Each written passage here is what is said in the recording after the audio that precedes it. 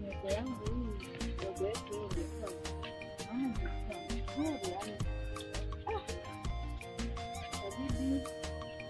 inabidi tufike moja chini moja, angalia mazao yetu. Naona mazao yetu haya yamekuwa, inabidi sasa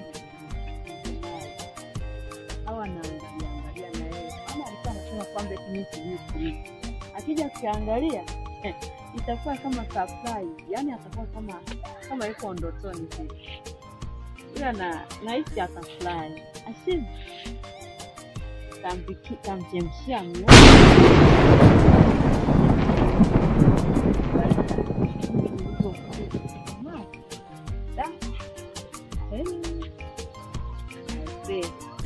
Kulima ni kuzuri. Hadi la kabisa. Ndogo yangu imestawi vizuri kweli. Ngoja niende. Naona jua limekuja. Nirudi nyumbani.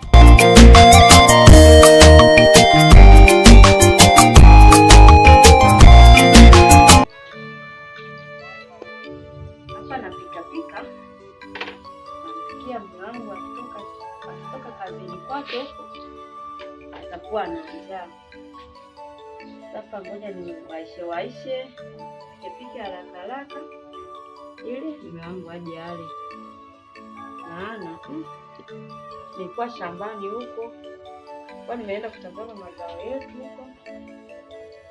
Na hizi kesho tutaenda naye shambani. Taangalia.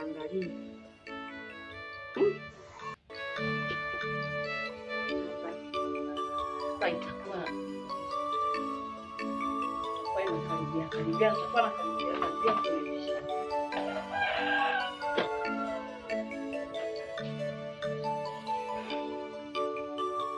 Niletee sufuria hapa. Sufuria.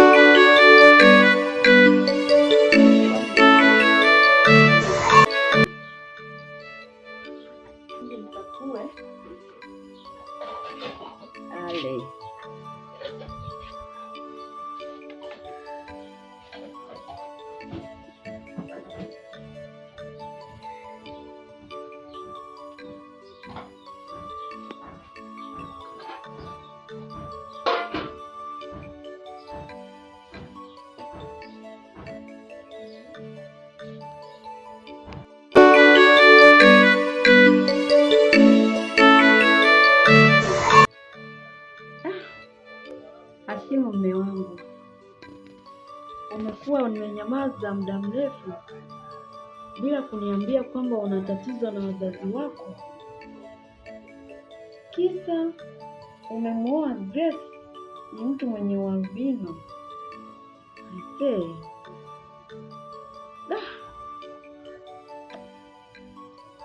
Ila Ashimu, usinge nyamaza na hilo jambo. Maana hilo jambo ni tatizo kubwa. Mimi ni mkeo. Mume wangu, usinge nyamaza kabisa. Ungeniambia, tukashauriana, tukajua tunafanyaje. Sasa wewe ukanyamaza, mume wangu. Lakini itakuwa sawa.